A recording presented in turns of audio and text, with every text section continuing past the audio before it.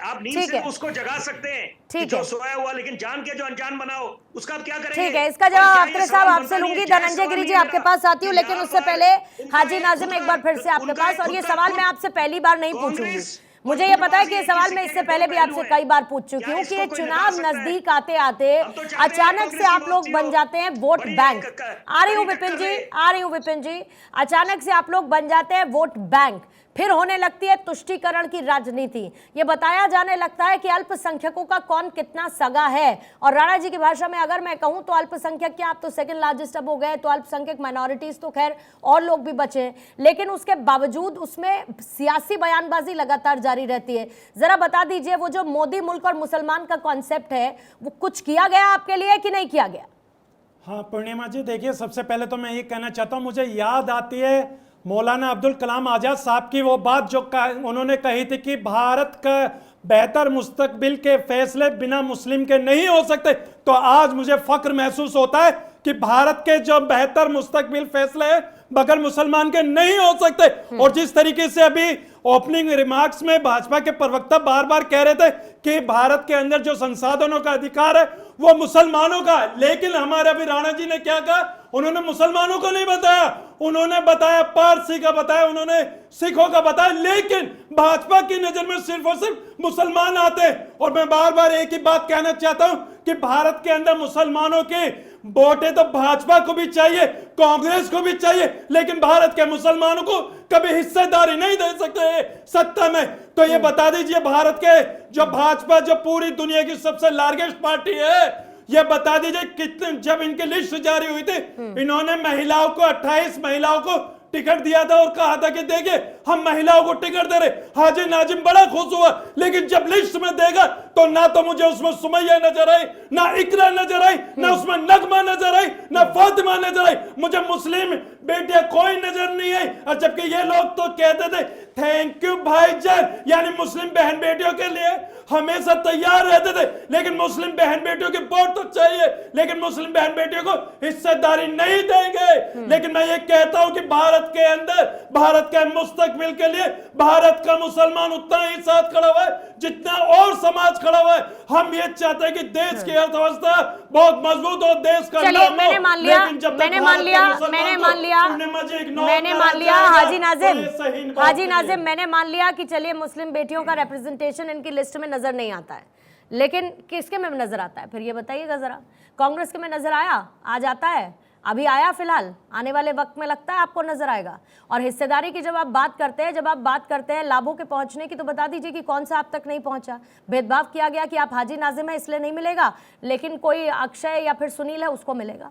ये किसने तय कर दिया और कब हुआ ऐसा? हाँ पूर्णिमा जी, देखिए आपकी बात का बिल्कुल जवाब दूंगा। अभी आपने कहा कि हाजी नाजिम में और अभी आपने जो दूसरे नाम लिए उनमें क्या भेदभाव? भेदभाव होता है भारत के अंदर। कौन सा होता है? होता है ना भेदभाव। एक भारत के अंदर दो कानून होते हैं, एक भारत के अंदर दो कानून जब होते हैं जहां एक मुस्लिम, वही तो एक कानून बताने की बात हो रही है, एक कानून ही तो बनाने की बात हो रही है हाजी नाजिम, उसमें भी समस्या, दो कानून तो उसमें भी समस्या, तो समस्या का निवारण करें तो समस्या का निवारण ना करें। और हमारे राणा जी के लिए देखिए सर, मैं कितना आराम से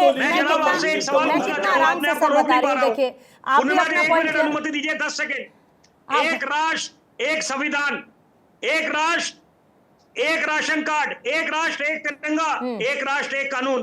क्या आपत्ति है? ये देश हम सबका है। हम लोग जब बोलते हैं धर्मनिरपेक्ष देश है, जी मैं वही तो कहता हूं। जब सुन लीजिए, जब लव जिहाद वाला मैटर आता है, सुन लीजिए, जहां हिंदू बेटे होते मुसलमान लड़का होता तो वहां क्या कहते हैं लव जिहाद, और वहीं पर जहां सुन लीजिए जहां हिंदू बेटे होती है वो मुसलमान हाजी नाजिम, मेरी बात सुनिए, मेरी बात सुनिए सर, एक सेकंड विपिन जी, विपिन जी एक सेकंड, विपिन जी, अगर कांग्रेस पार्टी या सपा का या भाजपा का कोई वही पूछ रही हूँ मैं, मेरा सवाल वही था, मेरा वही सवाल था विपिन जी। हाजी नाजिम, मेरा यही सवाल था, मेरा यही सवाल था आपसे कि आपने, मैंने कहा कि बीजेपी को आपने पानी भर भर के कोसा, कोसिए कोई दिक्कत नहीं है, सवाल करिए, धनंजय जी उसका जवाब देंगे। मैंने पूछा कि कांग्रेस ने किया क्या ऐसा? इसका जवाब हाँ या ना में दे सकते हैं आप? कांग्रेस ने किया ऐसा? मैं तो कहता हूं, सुन लीजिए, कांग्रेस ने किया क्या ऐसा सर?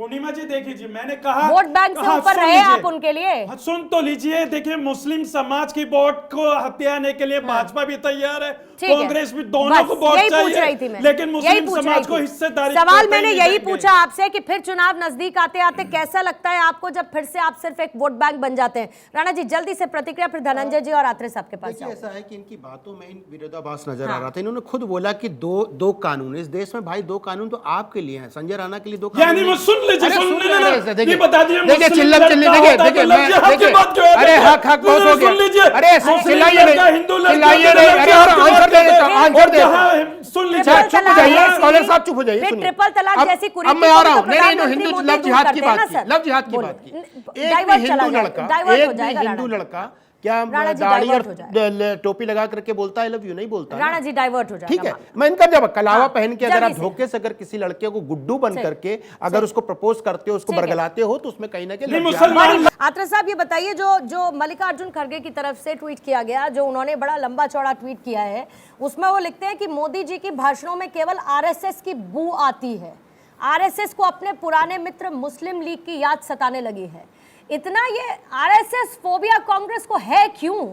इतनी समस्या आरएसएस से क्यों होने लगी?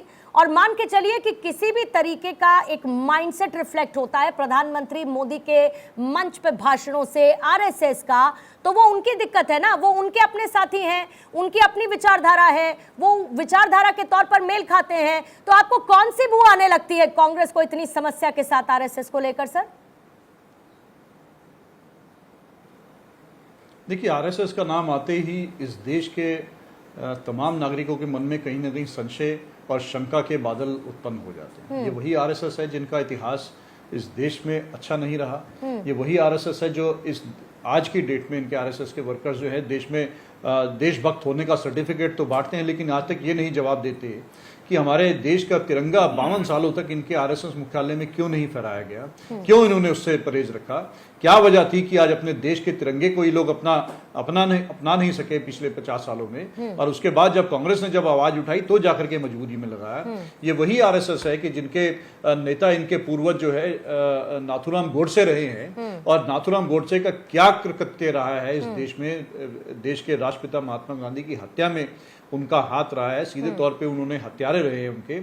इस तरह की सोच के लोग आरएसएस के रहे हैं। आज भी तमाम तरह के जितने भी जो दंगे की कहीं बात आती है, तो उसमें कहीं ना कहीं जब हिंदू मुसलमानों के दंगे की बात आती है तो एक्सट्रीमिस्ट में बात जब की जाती है तो एक तरफ मुस्लिम एक्सट्रीमिस्ट होते हैं, दूसरी तरफ ये आता है कि आरएसएस की आइडियोलॉजी वाले लोग इसमें दंगों में शामिल पाए गए हैं। उनका तमाम तरह के इसमें लिंक्स निकल करके सामने आते हैं। तो आरएसएस को आते कहीं ना कहीं हर व्यक्ति के मन में एक नेगेटिव सोच आती है कि आरएसएस का मतलब ये है कि इस देश में नफरत फैलाना। अच्छा, तो इसीलिए जहां आपको कांग्रेस कहती है आरएसएस कि की बू एकजुट आने हो जाओ, लगती है, जहां इसीलिए कांग्रेस आपको कहती है कि आरएसएस हमें की बू आने लगती है। धनंजय गिरी जी, कौन से लिंक्स हैं भाई जो कहीं कहीं तक पहुंचते हैं और कहीं कहीं तक पहुंचते ही नहीं है आरएसएस से जुड़े हुए? पूर्णिमा जी, भारत पाकिस्तान विभाजन के बाद पाकिस्तान के सबसे प्रतिष्ठित अखबार द डॉन ने लिखा था कि अगर संघ का निर्माण 10 वर्ष पहले हो जाता तो हमें पाकिस्तान कभी नहीं मिलता, और अगर संघ का निर्माण 10 साल बाद होता तो हम आधा हिंदुस्तान ले लेते। ये कांग्रेस के कुकृत्यों से सारे लोग वाकिफ हैं, और कांग्रेस के कुकृत्य इस तरह के हैं कि नाथूराम गोडसे एक सरफिरे ने जो महात्मा गांधी की हत्या की, कमर में गीता और मुख में राम रखने वाले बापू को, हालांकि कांग्रेस ने उनके विचारों की भी हत्या की, जिस राम राज्य की बापू कल्पना करते थे उनको काल्पनिक बताने वाली कांग्रेस आज कोरे कल्पना वाले जवाब दे रही है, कह रही है कि नाथूराम गोडसे संघ के थे, जबकि ये देश में प्रतिबंध लगा संघ पर इसीलिए, और सरदार पटेल ने इस प्रतिबंध को हटाया और एक लंबी जांच के बाद। लेकिन कांग्रेस क्या करेगी? कांग्रेस झूठी बोलेगी, कुत्सित कार्य करना कांग्रेस की पुरानी परंपरा रही है। कांग्रेस लगातार, मैं ये नहीं कहना चाहता हूं कि एलोन ओक्टोवियो ह्यूम के स्थापित कांग्रेस, मैं आपको ये नहीं कहूंगा कि आप विदेशी धरती से उपजे हुए लोग हैं, और इसी कारण से आप कांग्रेस पार्टी एक परिवार से चलती रही।